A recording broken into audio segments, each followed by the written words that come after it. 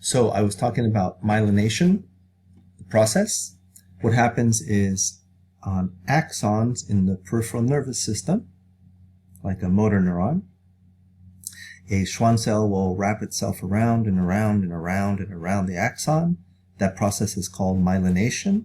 The material that's formed is referred to as myelin, and the entire structure is the myelin sheath, formed by the one Schwann cell wrapping and wrapping and wrapping and wrapping around. So in the picture here we see 1, 2, 3, 4, 5, 6, 7 Schwann cells that have wrapped around the axon in the process of myelination to produce the myelin sheath. So it's kind of in individual sections with little gaps in between. But that's referred to as the myelin sheath by Schwann cells in the peripheral nervous system, like on a motor neuron on its axon or its fiber.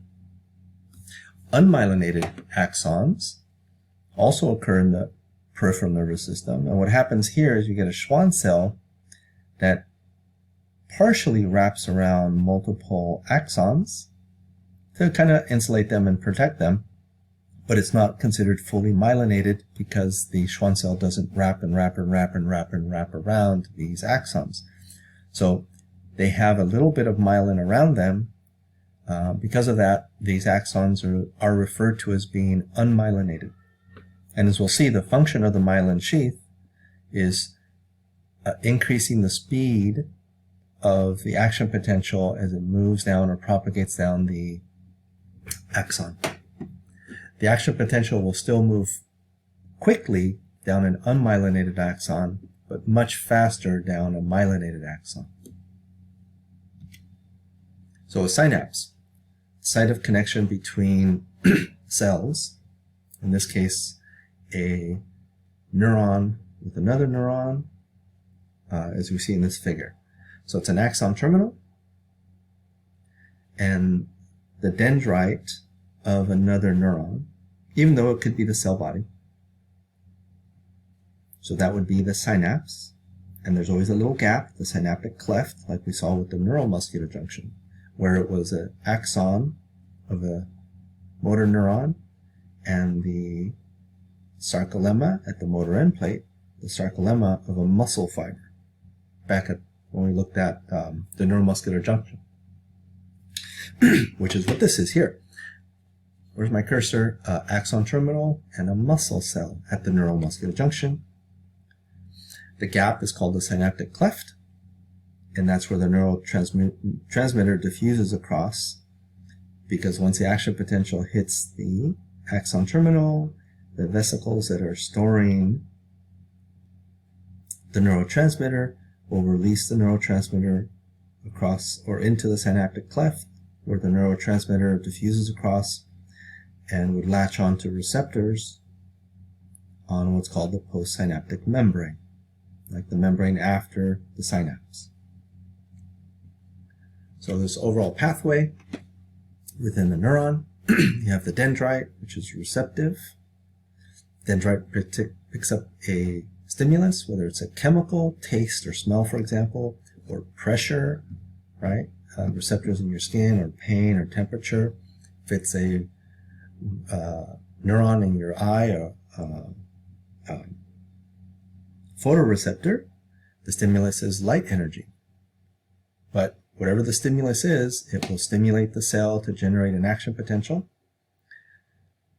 Right? So the overall pathway is from the dendrites through the cell body, also called the soma, then through the axon hillock, then down the axon, and that, by the way, is collateral, but anyway, down the axon, and then to the telodendria, which aren't labeled here, and then finally, there we go, the axon terminals, where a neurotransmitter is released. And we talked about acetylcholine, which is a neurotransmitter released at the neuromuscular junction. Within the central nervous system, when it's neuron to neuron, it might be a different neurotransmitter. So the neurotransmitter binds to axon dendrites, or in this case here in the cell body, on the postsynaptic membrane of the postsynaptic neuron, meaning the neuron after the synapse. It might be a neuron, it might be a muscle cell, like at the neuromuscular junction, or it might be a gland cell. So from the neuron to a postsynaptic neuron would generate, and then that postsynaptic neuron would generate and conduct a nerve impulse down its axon to its axon terminals. And you have billions and billions of these connections within your central nervous system. Excuse me. Muscle. At the neuromuscular junction, right, acetylcholine diffuses across, generating an action potential on the sarcolemma of the muscle fibers and their whole elaborate sequence of events, calcium release, etc., cross-bridge formation, sliding filament theory, and then contraction of the muscle sarcomeres, myofibrils, fibers, fascicles. The entire muscle will contract. That was our previous chapter. Or at a gland cell, will regulate the activity of the gland. I think I talked about the salivary glands would release saliva, for example. Okay? So depending on the neuron and what it's synapsing with, will generate a response on the postsynaptic cell. So let's look at the classification of neurons. First with the structural classification, how they are physically put together. So the first structural classification, or one type of a neuron based on its structure, is called the bipolar neuron. That's what we see here. It has one long dendrite with its extensions, so that's the sensory end to pick up stimuli. One nice long axon coming off of the cell body with its axon terminals. So the bipolar neurons, bipolar because there has two extensions, long extensions coming off of the cell body. These are relatively rare in the body. We find them in the retina and in the nose. So we'll revisit this type of neuron when we do vision, special senses, and olfaction, smelling, when we do that chapter. The next type to consider is the multipolar neuron. Many dendrites coming off of the cell body, one long axon, normally, and axon terminals. This is very common. All of the motor neurons are of this type, multipolar neurons. And then lastly, what's called the pseudo-unipolar or just unipolar neuron has one long processor extension that can often be referred to as just a huge axon, with the dendrites limited to the receptive end or the sensory end of the axon, and then there's a side cell body, and then the typically long axon leaving it with the axon terminals. So this is called, again, unipolar or pseudo-unipolar, and our sensory neurons are all of this type. So when we looked at the sensory pathway, the afferent pathway, we were looking at sensory neuron of this type, and the axon terminals would synapse with axons like in the central nervous system, in the spinal cord, for example, and maybe those neurons synapse with the motor neuron, whose cell bodies are in the spinal cord, in the central nervous system, and then the axon leaves via the peripheral nerves, and then the axon terminals innervate a effector. Okay. So continuing on classification, this was structural. Now functional in the sense of what they do. We've talked about this. Sensory or afferent neurons conduct action potentials into the central nervous system via their afferent fibers, which means afferent axons. Remember, afferent, sensory input being added into the central nervous system. Afferent division has the somatic and visceral receptor neurons, as we looked at on our previous chart. And then the central nervous system processes integrated information and sends out efferent signals, motor commands, via motor efferent neurons. They conduct the action potential nerve impulses to the effectors, muscles and or glands, via efferent fibers, efferent pathway. Those fibers are also called the axons. Okay? This, what you see down here at the bottom, preganglionic fiber and postganglionic fiber, we'll cover that in more detail when we do the autonomic nervous system chapter. So again, that's the efferent division, action potentials, nerve impulses exiting the central nervous system to reach the effectors. Okay?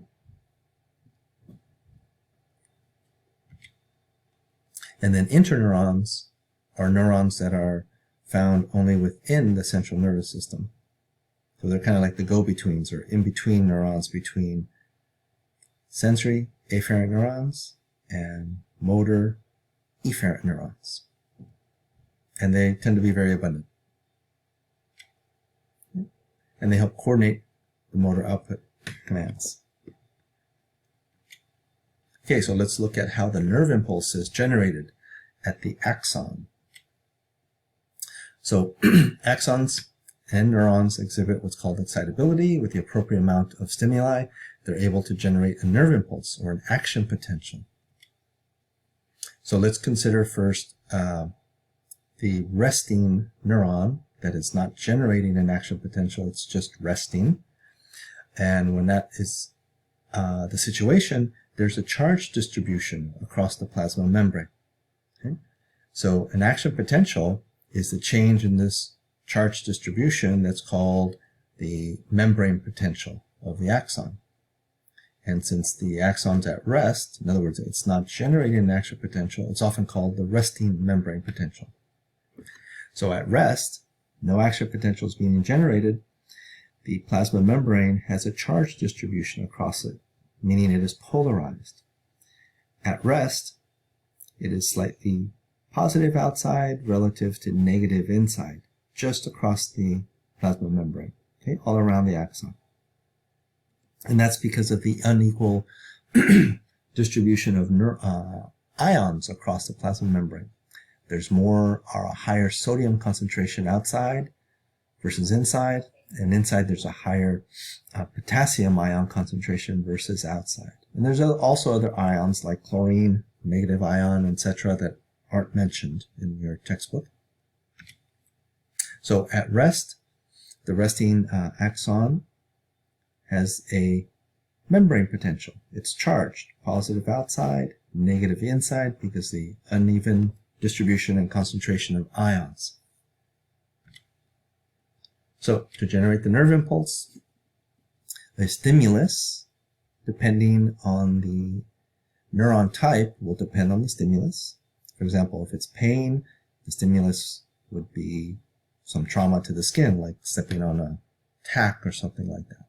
Okay, so stimulus causes a change in the membrane potential, which is called initially a depolarization. And this occurs because when there's a stimulus on the axon, on the neuron, it opens up protein channels, which are enteroproteins that are channels for particular substances, in this case sodium. So it opens up sodium protein channels across the membrane so that sodium will go down its concentration gradient and come into the axon. Sodium has a positive charge. At rest, there's a negative charge inside the axon plasma membrane. So it starts to disrupt or depolarize that resting membrane potential and start to make it positive on the inside, where it was initially negative. Okay, so the stimulus will start to do that. Start to depolarize a region of the plasma membrane. If the stimulus is strong enough, the depolarization will reach a point that's called the threshold, and then the depolarization will quickly reach a point where it's basically positive on the inside and negative on the outside of the plasma membrane. It reverts or reverses the resting membrane potential, and that's called an action potential being generated. That's what we see here. Okay. This is a little chart in a way that shows that at rest it's negative, don't worry about the magnitude of the numbers or